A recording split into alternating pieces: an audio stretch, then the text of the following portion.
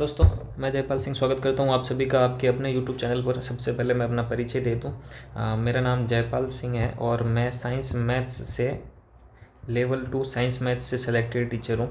और यदि आप पहली बार चैनल पे आए हैं तो एक बार जो है इस चैनल को विज़िट ज़रूर कीजिएगा। आपको बहुत सारी चीज़ें सीखने को मिलेगी। मैं मोस्टली जो है वो लेवल 2 और लेवल फर्स्ट के लिए जो है वो गाइड करता हूँ। पिछली बार जो मेरा स्कोर था वो था 216.6 और रैंक जो है वो 241 थी। ये एक इंट्रोडक्शन है मेरा। उसके बाद में आज जो टॉपिक है यहाँ पर आप देख रहे हैं, उसी टॉपिक पर आज अपन बात करने वाले हैं।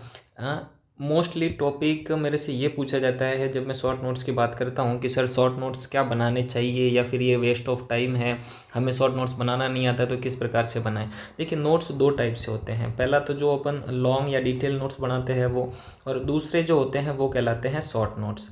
दोनों के अपने अलग फ़ायदे। ऐसा नहीं कहूँगा कि लॉन्ग नोट्स नहीं बनाने चाहिए और केवल शॉर्ट नोट्स बनाने चाहिए। यहाँ पर दोनों ही बातों पर अपन डिस्कस करने वाले हैं कि लॉन्ग नोट्स कब बनते हैं। सबसे पहले समझिए, लॉन्ग नोट्स के अंदर जो है वो आपकी बुक्स आ गई, या फिर आप कहीं कोचिंग कर रहे हैं तो उस कोचिंग के नोट्स आ गए, या फिर आपने अपने फ्रेंड्स के पास में कोई नोट्स लाए हैं जो डिटेल हो, वो सारे के सारे किसके अंदर आ जाएंगे, ये लॉन्ग नोट्स के अंदर आ जाएंगे। बुक्स भी एक प्रकार के नोट्स ही है। आप खुद से बनाते हैं, पूरी चीज़ों को लिखते हैं, या फिर किसी कोचिंग में पढ़ते हैं तो जो सर आपको पढ़ाते हैं, टीचर पढ़ाते हैं, राजस्थानी हिस्ट्री हो गई, मैथ्स हो गई, जीके हो गया, करंट अफेयर हो गया, इस प्रकार की सारी चीज़ें जो है वो आप अपने नोटबुक के अंदर लिखते हैं, वो सारी की सारी लॉन्ग नोट्स के अंदर आती है। तो क्या हमें शॉर्ट नोट्स बनाने चाहिए, और शॉर्ट नोट्स बनाए तो इसके क्या फ़ायदे होंगे? सबसे पहला जो फ़ायदा है वो आपको रिवीजन के टाइम काम आएगा। यदि आप एग्ज़ाम से पहले रिवीजन करने जाते हैं, रिवीजन करने बैठते हैं, तो जो 500 पेजेस की बुक होती है वो पूरा आप रिवाइज़ नहीं कर पाते हैं। तो पहला फ़ायदा अपने को होता है रिवीजन के समय। दूसरा फ़ायदा क्या है कि उसके अंदर अपन PYQs जब पढ़ लेते हैं, जब अपन पूरी थ्योरी पढ़ लेते हैं, तो उन सभी को एक जगह जो है वो कंसाइज करने का काम शॉर्ट नोट्स करते हैं। ये कैसे? देखिए, मान लीजिए कि आपने किसी A बुक से पढ़ा, किसी B बुक से कुछ पढ़ा और किसी C बुक से कुछ पढ़ा। मान लीजिए कि आप राजस्थान जीके यहाँ से पढ़ रहे हैं। राजस्थान जीके में भी आपने देखी हिस्ट्री पार्ट A से पढ़ लिया, पार्ट B से पढ़ लिया, पार्ट C, यानी ये ABC 3 अलग अलग बुक्स है जिससे आपने हिस्ट्री को पढ़ लिया। अब आप क्या करेंगे, इन तीनों को अपने किसी एक बुक के अंदर, अपने नोट बुक के अंदर जो है इन तीनों का सार रूप डाल देंगे और वो हो जाएंगे आपके पास में लॉन्ग नोट्स। होगा क्या, जब आप एग्ज़ाम पास में आएगा तो आपको ये तीनों बुक्स अलग अलग देखने का काम नहीं पड़ेगा, आपको एक ही बुक के अंदर मिल जाएगा सारा कंटेंट। और इस बुक के बाद में ये जो आपने लॉन्ग नोट्स बनाए हैं, इस लॉन्ग नोट्स के बाद में जो बनने वाले हैं वो है शॉर्ट नोट्स, जो कि आपको रिवीजन में काफ़ी फ़ायदा देंगे। आपके अंदर जो एग्ज़ाम से पहले कॉन्फिडेंस बूस्ट करेंगे और आपको लगेगा कि आपकी तैयारी पूरी है और आप एग्ज़ाम के लिए प्रिपेयर्ड है। तो ये होते हैं आपके नोट्स के फ़ायदे। अब बात आती है कि सर हम बनाए कब? नोट्स आपने बता तो दिया, लेकिन बनाने कब है? क्या हम डायरेक्ट पहली बार पढ़ रहे हैं तो सीधे शॉर्ट नोट्स बना दें? तो नहीं, पहला पॉइंट डिस्कस हो गया। दूसरा है कि कब बनाएं। आपको शॉर्ट नोट्स बनाने हैं वो कम से कम 3 रीडिंग के बाद बनाने हैं। कितनी रीडिंग के बाद? 3 रीडिंग। आप कहेंगे किन की रीडिंग? चाहे बुक्स पढ़ रहे हो, चाहे आप कोचिंग से पढ़ रहे हो, चाहे कहीं से भी पढ़ रहे हो, आपको एक बार पूरा जो उस बुक को पढ़ना है, फिर दूसरी बार उस बुक को पूरा कवर करना है, फिर तीसरी बार बुक को कवर करना है। उसके बाद में क्या मिलाना है? PYQs, यानी कि पुराने पेपर के अंदर पूछे गए प्रश्नों को मिलाना है। जिससे क्या होगा, आपके पूरा कोई भी जो टॉपिक है, या मैं कहूँ कि कोई भी सब्जेक्ट जो है वो 3 बार पढ़ लिया, उसके PYQs मिला दिए, इसका मतलब वो सब्जेक्ट आपका पूरा क्या हो गया? कवर हो गया। जब 3 बार पढ़ लेते हैं तो फिर उन सभी चीज़ों को आप जो है वो कंसाइज करके और क्या बना सकते हैं? Short notes. सीधा पहली बार जब आप किसी बुक से पढ़ करके और नोट्स बनाने की ट्राई करेंगे, पहली बार पढ़ रहे हो और साथ साथ में अपने नोट्स बनाने लगोगे, तो ये पूरी की पूरी बुक क्या हो जाएगी? कॉपी हो जाएगी। आपने नया कुछ नहीं बनाया है, एज इट इज़ कॉपी कर लिया। चाहे आप कहीं से भी पढ़ोगे, पहली बार में पढ़ करके नोट्स बनाओगे तो एज इट इज़ कॉपी हो जाती है। कई बार ये समस्या आती है कि हम शॉर्ट नोट्स बनाने बैठते हैं और लॉन्ग नोट्स बन जाते हैं, एज इट इज़ हमने कॉपी कर दी, क्योंकि वो आप पहली बार पढ़ के ही बनाते हैं, तो ये वाली दिक्कत आती है। यहाँ पर बात करने वाले हैं अपन कि नोट्स बनाने कब है। तो मोस्टली 3 रीडिंग के बाद में आप कोशिश कीजिए कि आप अपने शॉर्ट नोट्स बनाएं। तो ये हो गया, आप रीडिंग बनाना कब है।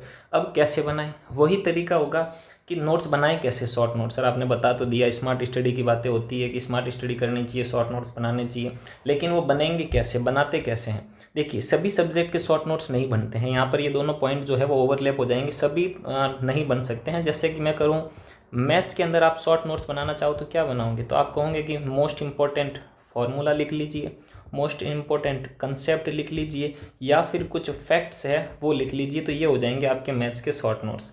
शॉर्ट नोट्स अगर आप 100 पेज पढ़ लेते हैं तो उसके 10 पेज के अंदर शॉर्ट नोट्स बन जाने चाहिए, नहीं तो फिर उस शॉर्ट नोट्स का कोई फ़ायदा नहीं है, नहीं तो आप कॉपी कर लेंगे।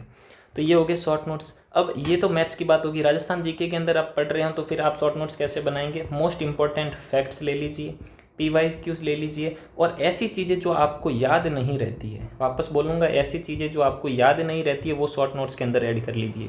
सिंपल सी बेसिक सी चीज़ें हैं। राजस्थान की राजधानी जयपुर है तो ये शॉर्ट नोट्स के अंदर लिखने की ज़रूरत नहीं है।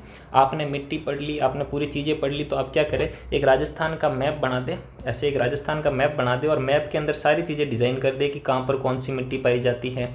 अगर आप राजस्थान के अंदर जो है वो वन्य जीव पढ़ रहे हैं तो कहाँ पर कौन से चीज़ पाई जाती है। शुभंकर पढ़ रहे हैं तो सभी के सभी 41 डिस्ट्रिक्ट जो है वो 33 डिस्ट्रिक्ट के हिसाब से शुभंकर है तो वो कौन से हैं। ऐसे सारणी बनाना, मैप बनाना, चीज़ों को इस तरीके से पेश करके लिखना ताकि आप सीधे के सीधे एक पेज पे बहुत सारी इन्फॉर्मेशन देख पाएँ।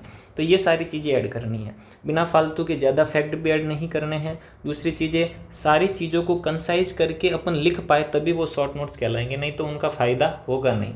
तो ओवरऑल मैं अगर सारी बातों को समेटूँ तो यही है कि शॉर्ट नोट्स बनाने बहुत ज़्यादा ज़रूरी है। टाइम बिल्कुल भी नहीं लगता है। जब आप 2-3 रीडिंग कर लेंगे, प्रीवियस ईयर क्वेश्चन आप देख लेंगे, तो उसके बाद जब आप शॉर्ट नोट्स बनाएंगे तो बिल्कुल टाइम नहीं लगेगा। पहले डिटेल नोट्स 2 से 3 बार पढ़ लीजिए, बुक्स पढ़ रहे हैं तो 2-3 बार बुक्स पढ़ लीजिए, उसके PYQs मिला लीजिए। उसके बाद में आपको जब कॉन्फिडेंस आने लगे तो उन सारी चीज़ों को कंसाइज करके अपने नोट्स बना दे। अगर आपको लगता है कि सर हमको बताइए कि नोट्स बनते कैसे हैं, क्या आपने बनाए थे, तो मैंने बनाए थे। आप मेरे Telegram channel Jaipal Singh Deora join कीजिए, वहाँ पर मैंने अपने नोट्स शेयर किए हुए हैं। शॉर्ट नोट्स जो है राजस्थान की चित्रकला के हो गए, पहनावे के हो गए, आभूषण के हो गए, साहित्य हो गए, ये सारे टॉपिक जो है राजस्थान जीके से संबंधित साइंस के हो गए, ये सारे के सारे नोट्स मैंने वहाँ पर अपने टेलीग्राम चैनल पर शेयर किए हुए। आप देख सकते हैं, देख करके सीख सकते हैं। मैं नहीं कहूँगा कि एज इट इज़ आपको बनाने हैं, वो एक तरीका हो सकता है कि आप उससे देखें, सीखें और अपने खुद के नोट्स तैयार करें। जब तक अपने खुद के नोट्स तैयार नहीं होंगे तब तक चीज़ें काम नहीं करेगी। तो शॉर्ट नोट्स में 2-3 चीज़ों का ध्यान रखना है। एक तो आपको डायरेक्ट कॉपी नहीं करना है, जैसा दे रखा है वैसा वैसा आप कॉपी करोगे तो वो लॉन्ग नोट्स हो जाएंगे, उसका मतलब निकलेगा नहीं। लॉन्ग नोट्स के बाद में ही तो शॉर्ट नोट्स बनाने होते हैं। डायरेक्ट पहली बार पढ़ करके आप शॉर्ट नोट्स नहीं बना सकते। पहले आपको 2-3 बार अच्छे से पढ़ना होगा, कंसेप्ट क्लियर करने होंगे, कमांड बनानी होगी, प्रीवियस ईयर क्वेश्चन पढ़ने होंगे, तब आपको पता लगेगा कि क्या पूछा जाता है और क्या नहीं पूछा जाता है। उसके बाद में शॉर्ट नोट्स बनेंगे और वो आपके काम आने वाले हैं। उसके बाद में यदि आप अध्यापक भर्ती परीक्षा की तैयारी करने वाले हैं तो ये वाले पोर्शन, राजस्थान का सामान्य ज्ञान, राजस्थान का शैक्षिक परिदृश्य, RT 2009 और 2011, मनोविज्ञान यानी साइकोलॉजी और ICT कंप्यूटर वाले पोर्शन, जो कि 80 नंबर का पूछा जाता है और 40 क्वेश्चन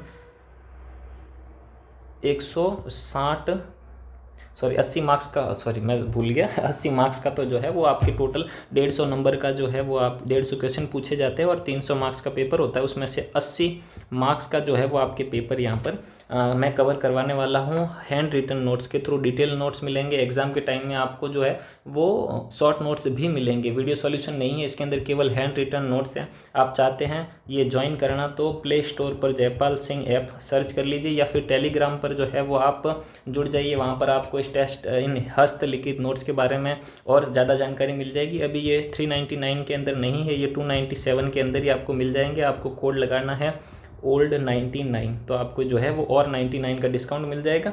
और जुड़िए, पढ़िए, अच्छे से आप तैयारी कीजिए। और भी कुछ डाउट हो शॉर्ट नोट्स के रिलेटेड या फिर और आपके प्रिपरेशन के अंदर कोई डाउट आ रहे हैं तो आप नीचे कमेंट सेक्शन में कमेंट करके बता सकते हैं। मिलते हैं नेक्स्ट वीडियो में, तब तक के लिए धन्यवाद। जय हिंद।